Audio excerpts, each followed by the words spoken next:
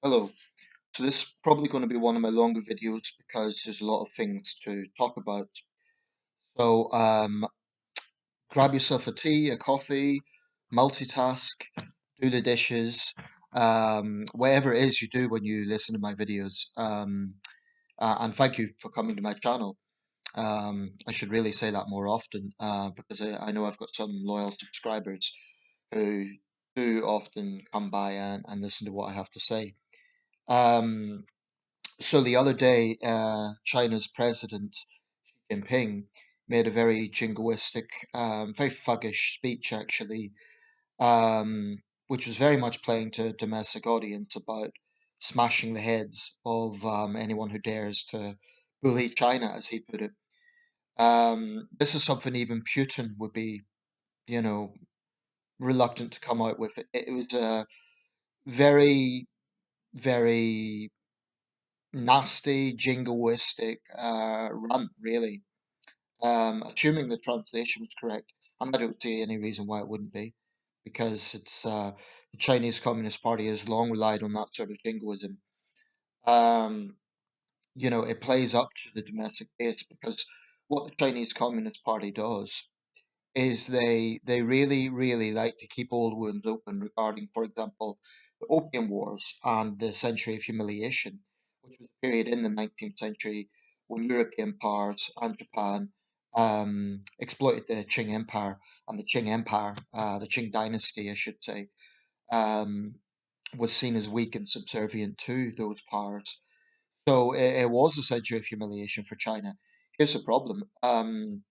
They keep opening it up again. They keep using it as a way to distract the Chinese from their own crimes, which are many, and which, in my view, uh, are far worse than anything European powers done.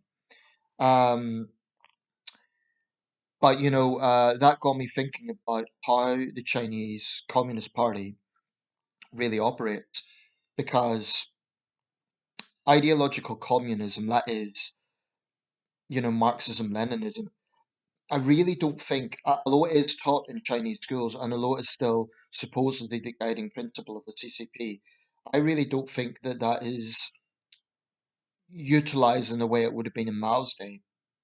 I think the main thing today is nationalism. Now, there was also nationalism in Mao's day.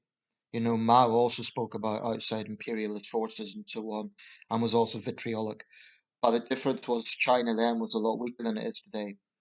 China under Mao was, I don't know where ranked in GDP levels, but certainly wasn't anywhere near second. In fact, I remember one of my students showed me a clip of Mao and Zhou Enlai, the popular premier, and he kind of said that at that time China had nothing in terms of a standing army, and they showed me Tiananmen Square, and it would certainly look quite lackluster compared to today.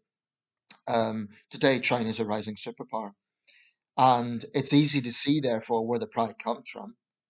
If you are a Chinese person and you have been fed from infancy to love your motherland, and you see, China rising fast, China standing up as they see it. I don't think that's what's happening, but standing up to other powers.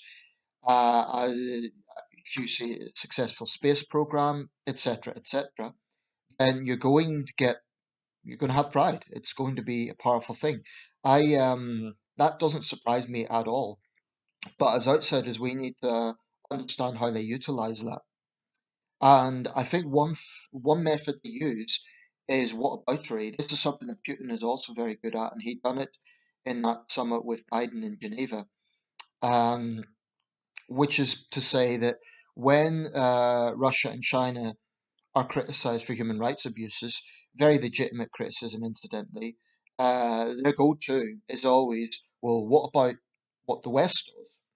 And here's the problem. In Western society, we have real culture wars going on, right? Between left and right, between how problems in society should be addressed. People have very different ideas on that. So Russia and China see these problems, and in my opinion, they exploit those problems. I mean, if you look at RT, this is one reason why I'm fiercely critical of RT, because I don't think they really care about, for example, grooming gangs in the UK. I don't think they really have a moral concern about that. I think it's solely to, have a pop at British society because we've criticised Russia on various things. This is why I think it is extremely important that we are transparent about problems. But on the issue of whataboutery, I just think there's no comparison. And in this video, I'm going to lay out why I believe that is the case and why we should never, ever take lectures from the likes of the Chinese Communist Party. So I'm going to cite a prominent Western scandal recently. I could talk about George Floyd and all of that, but I'll cite the Canadian schools, Indigenous schools abuse scandal, to give it a sort of title. That was absolutely horrendous and is a stain on Canadian history.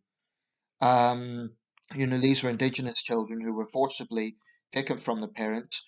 There was very real abuse went on in those schools, and the discovery of the human remains is it's absolutely appalling. Um, there have been a number of attacks on churches in response, presumably out of a sense of vengeance, arson attacks. I'm not going to condone that. I understand the anger, or I can understand the anger against the church, and I think the church, not just in Canada, in Ireland as well, and probably in other jurisdictions, has a lot to answer for in terms of the this sort of abuse. And it's something that shouldn't be brushed under the carpet. Um, but this is a fundamental difference between Canada and China. So what's Canada doing? Canada's having soul searching. Canada's having rigorous debate. And in 2008, Truth and Reconciliation Committee would set up a commission, actually. It was a royal commission, I believe. It was set up to investigate these things. In fact, I'm going to read from the website. This was set up in 2008. It became defunct in 2015, but I imagine with these revelations, another one will be set up or something similar. The Truth and Reconciliation Committee of Canada was a Truth and Reconciliation Commission active in Canada from 2008 to 2015, organised by the parties of the Indian Residential Schools Settlement Agreement. The Commission was officially established on June 1st, 2008, with the purpose of documenting the history and lasting impacts of the Canadian Indian residential school system on Indigenous students and their families. It provided residential school survivors an opportunity to share their experiences during public and private meetings held across the country. TRC emphasises that it has a priority of displaying the impact of residential schools to the Canadians who've been kept in the dark from these matters, which ostensibly would be the majority of Canadians at that time.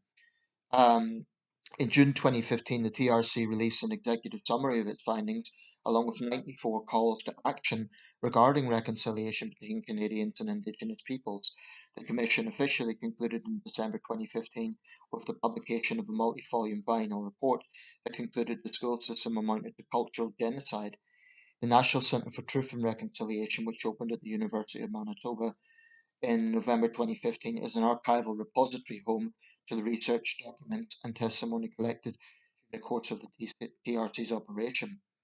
Now, like I say, this dissolved in 2015, but I think that with these new revelations, there will be some sort of new commission or royal commission to inquire exactly what's happened, the extent of what's happened, and very likely there will be compensation. I'd be surprised if there wasn't. Now, consider all that for a second. Consider the way that there is very sincere self reflection, i.e., Canada reflecting on itself. Consider the way that Indigenous people were given a voice via that commission, to talk about their experiences and so on. Um, Now there might be a small chance that an Indigenous Canadian person is watching this video, and they might be saying, "Oh, wait, you haven't been through what we've been through, and there's still a lot to be done, and it's very far from solved," and so on. But I would implore them and anyone else to consider the contrast, because in Canada, and this has also been a problem in Australia with the way Indigenous children were treated. Again, Australia has a dark history in this regard. Um, you just cannot compare the way Canada approaches these things to the way that China approaches these things. Now, let's look at something in China. There are many examples, but I'll use perhaps the best known, the Tiananmen Square crackdown. Does the Chinese regime open up any sort of truth and reconciliation committee for survivors of Tiananmen Square? Do they pay compensation to survivors of Tiananmen Square? Do they promise it will never happen again? Do they promise full transparency to the Chinese people? Archives that the Chinese people can look at? No. No on every count. What do? They censor the event and pretend it never happened. On the rare occasion that they do acknowledge it, they defend it as necessary to put down riots, although they contradict themselves by denying it at the same time. Um, Chinese who do discuss this run a very real risk of being charged with subverting state power. Outsiders who bring it up are immediately attacked as anti-China forces. So the lack of transparency, the lack of justice, and the lies of the Communist Party are in stark contrast to the self-reflection that you get in a country like Canada. And the point of this is not to say Canada is perfect and China is awful. Canada has certain problems that maybe China doesn't have. For example, some of the culture war issues that are going on in the States and Britain as well about cancel culture, actually, in terms of a certain academia. I think, that is quite bad in Canadian institutions from what I've seen. And I think, woke activists are the Canadian branch of woke activism is one of the most censorious and militant in my view, from what I've seen. Um, but here's the thing about a democracy. I mean, let's break the word down. What does the word mean in its purest form? We could talk about the political science of the word, its origins, all the rest of it. In its purest form, democracy basically means the will of the people, right? And how do you get the will of the people? You have a voting system, okay? And within a voting system, what you have to do is give people the opportunity to choose who they want as representatives. Now, one of the biggest misconceptions about democracy is that people always get what they want, but that's not the case. I mean, if you vote in a general election in in the UK, in Canada, in France, in the United States, or any other democracy, I'll use other Asian examples, India, um, the Philippines. They may be flawed democracies, but they still have the principles of a working system. In fact, I don't believe there is any perfect democracy. I think we're a flawed democracy. We're a functioning democracy, but flawed in the sense that democracy by nature will always be flawed. So, for example, in this country, there's a debate about first past the post in our voting system that is ostensibly unfair to smaller parties. The way it works in Britain is it's the party or the candidate who has the most votes wins.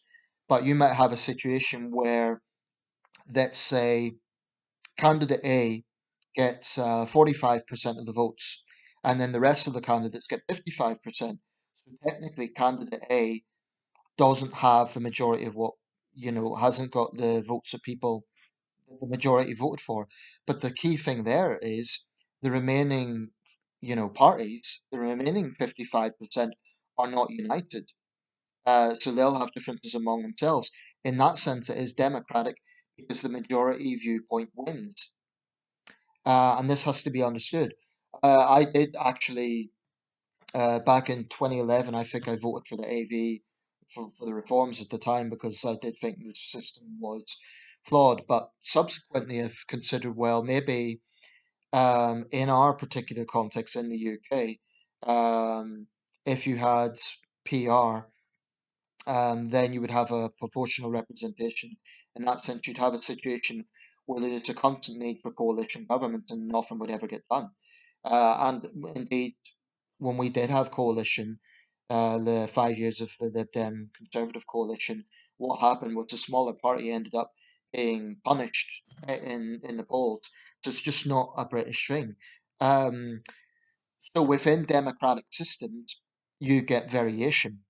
You know, the American presidential system is not the same as the British parliamentary system, but they're both democracies.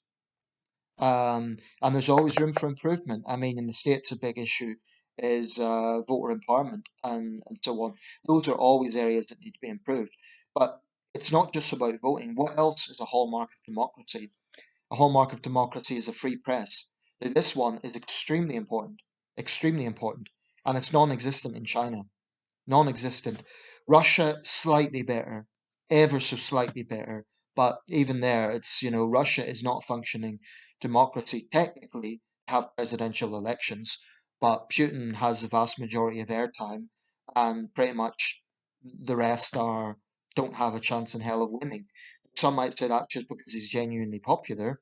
I would say it's because of corruption and because of the oligarchy system that exists in Russia and the sort of power that Putin and his party have um, to manipulate that. I mean, you'll never see RT criticizing Putin.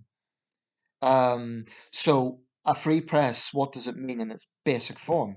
It means that you have a press that is a print press, newspapers, magazines, but also a broadcast press, news outlets. That's why I welcome the arrival of GP News. I haven't seen it yet, but it's good. It's good. It's more variation. I hope they make that so that it's available on terrestrial television. Um, but that means British people have a choice in whichever outlet they want to watch. So, it might be a case that they're all biased, but the point is, A, there's a variation, and B, they are independent from the government. Now, you will get British people who say that the BBC are just pawns of the government.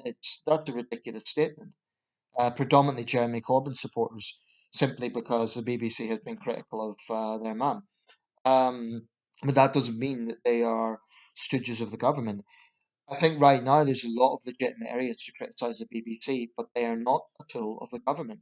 And this can be seen by the fact you regularly get Conservative ministers criticising BBC bias.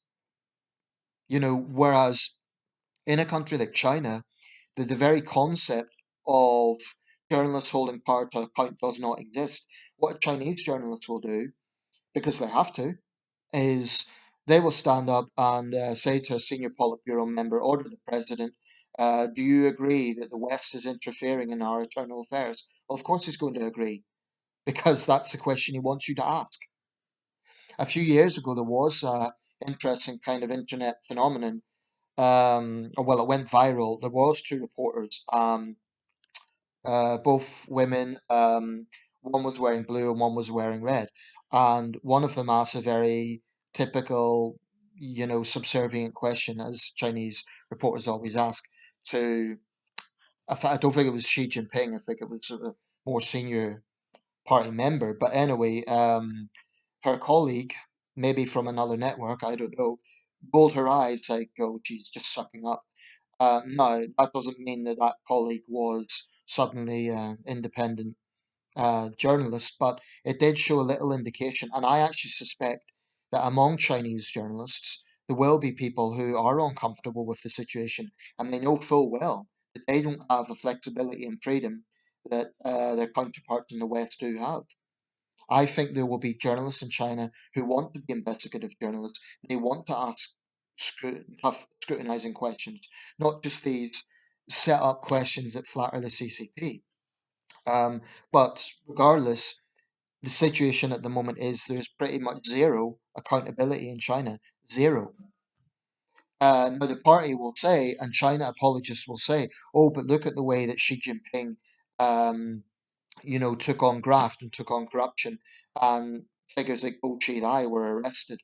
He was the controversial. Um, I don't know if he was the governor of Sichuan. I think he was.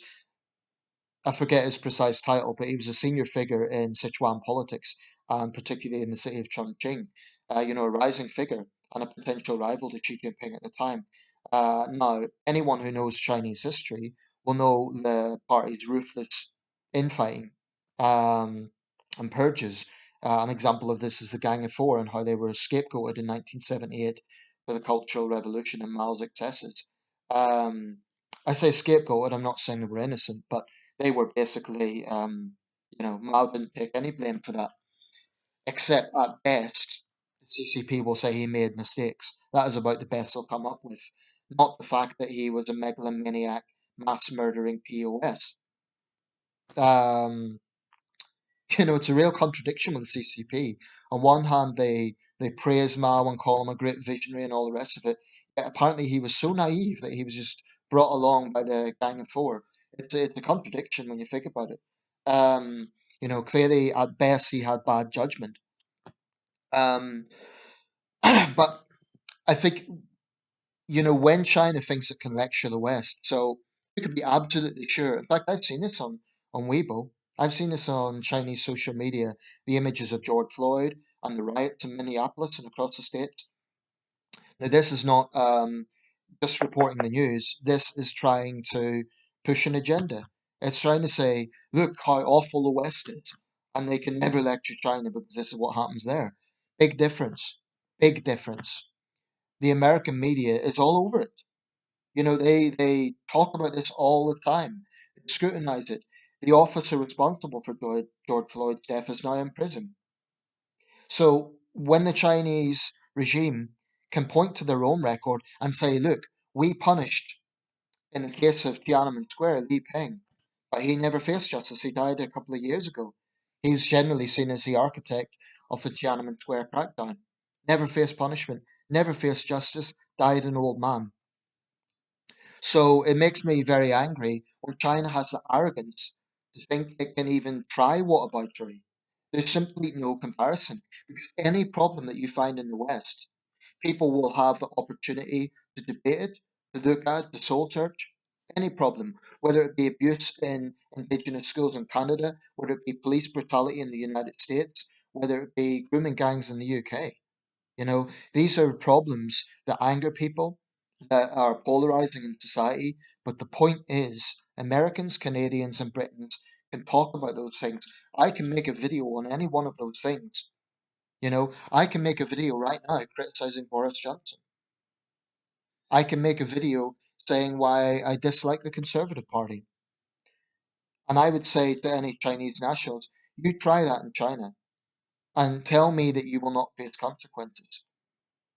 So I really don't think we should tolerate any of um, their lies. Because this idea that it's an equal playing field, that, oh, well, the West has done it, so we're not much worse, it's just a lie. And Westerners who think it's the same thing are also not helping the situation. They're aiding that propaganda. So, I've seen left wing Americans who are fiercely critical of American foreign policy, for example, and they say this is why we can't lecture America and Russia, China and Russia. But again, I would counter to them, well, don't you have the freedom to say that? You're criticizing it. You have your right to protest against that. I mean, there is just no comparison. And that's why I think whenever the Chinese or Russian regimes try this, they need to get blowback, and they need to absolutely reject it. In fact, if I was Dominic Raab, I would be pointing these things out because I don't think that CCP lies should go unanswered. When they say the British have these problems, probably in the case of the British, what they would do is bring up crimes of the British Empire, but that's history, and we talk about it. You know, um, I'm British. I know about the Amritsar massacre. I know about the Croke Park massacre. I know about exploitation of the Indians and a lot of other issues, right? Too many to name in one video, but the point is I know about them. We can talk about them. Left-wing activists in the UK never stop talking about those things. You go to any British university and post-colonial studies or anti-colonial studies or accountability, tearing down statues, all that thing is rife, particularly right now. In China, students learn about how to love the CCP. They don't learn about the Cultural Revolution, or if they do, it will very much be 100% one-sided. It was necessary. They'll gloss over the brutal struggle sessions, they'll gloss over the fact teachers were murdered by their own students. So I actually done something, and maybe this was a little bit risky, but I didn't care. You know, if I can redress that lack of accountability or that those lies, 1% um, without major risk, then it's worth it. Because so what did I do? When they were celebrating the 100 years of the CCP, the BBC had articles in Chinese, and I put three pictures, just links from Google. Tiananmen Square type man, of course. Uyghur men held in a concentration camp. That notorious image where they're all in the blue suits, lined up. A very troubling image. And an image of a victim of the Cultural Revolution with uh, a sign around his neck, one of these vicious, brutal, barbaric struggle sessions. So I posted those three pictures because I was translating some of the comments, and they were all about bias Western media and oh, what about the West human rights and all this. So, frankly, a lot of Chinese are indoctrinated by ultranationalism, and they cannot admit, certainly not to outsiders, that there has been problems. I remember talking to acquaintances who were party members. At the time, I didn't realize there were actually. So it was sort of it was a slightly awkward exchange. But I remember the excuses they would come out with. That, oh, yes, that was terrible, but it was necessary. And there would be a lot of excuses made. But one thing that China does not do is self-reflect. And any Chinese who says that happens, they're not being entirely honest. There might be a very small level of self-reflection, perhaps at a localized level at most, but national level, absolutely not. Absolutely not. And it might be, some might even condone that because they might say, well, if the Chinese people knew the truth about communist crimes, if they knew the millions that were killed by this brutal regime, then there would be a revolution. There would be, the Chinese people would be infuriated and they would take to the streets. And this has long been a kind of argument of the CCP that if we allow people to protest against us, we'll become the next Syria. They are getting increasingly crafty and increasingly manipulative in terms of how they justify their totalitarianism. And the sad thing is, it's quite effective because a lot of Chinese people are taken in by it, even one or two outsiders who should know better. But I believe that no other political party in the world is responsible for so many deaths of its own people, and I'm including the North Korean regime. If we're talking actual numbers, yeah, no one comes close to the CCP. It's a brutal, lying, despicable regime. And Xi Jinping's statement the other day proved it. Now, one good thing about that statement, not that there's anything good about it, but perhaps one way to look at it is, that expression, a cornered dog bites. Well, the fact that Xi is being so vitriolic and so thuggish might indicate that privately the CCP is nervous about West that is getting more assertive. I think we have a long way to go, but I think that if we're comparing to the past, certainly this country, and I will give the Johnson administration credit for this, I do think we have done more than we've done in the past. I think Dominic Raab, I give him credit, he has spoken out in a way that previous foreign secretaries didn't. We've put sanctions on Chinese officials in a way that previous administrations didn't. But there's more to do. So, in conclusion, when you get a Chinese communist or Chinese nationalist and they point out to George Floyd or to crimes of the British Empire or any other problem, let them. That's fine, because those things are true. But the retort should be, yes, that's right. We know about this. Now you tell me what China has done to address Tiananmen Square, what China has done to address the Cultural Revolution. Because in the West, you have accountability, you have reconciliation schemes, you have the potential for compensation. Okay, it doesn't always happen, but you have public debate, you have press freedom, you have the tools to make change happen that you do not have in a totalitarian state. I've been talking a lot about China and Russia, but this can also apply to Iran, Eritrea, Saudi Arabia, any other state which just doesn't tolerate dissent and doesn't have the tools of a democracy, which is a free press predominantly, the rule of law, due process. You know, in China, if there's a scandal, then it's a kangaroo trial because there's no chance of due process because the CCP will find you guilty. That's why often foreigners who are caught up in alleged espionage or drugs, one area that makes me very uneasy is the lack of due process. In a lot of Asian countries, particularly thinking of the drug thing, um, there's limited access to lawyers. Now that's a problem. I have no sympathy for drug pushers. They should be punished. But the lack of due process, again, this is something that exists in democracy. Due process. Um, so that's why I really think we should take no lectures from them, and why I think there is a very, very obvious difference. So people who say, "Oh, it's all the same," they're extremely ignorant. They don't know what they're talking about. And I'll round it up there.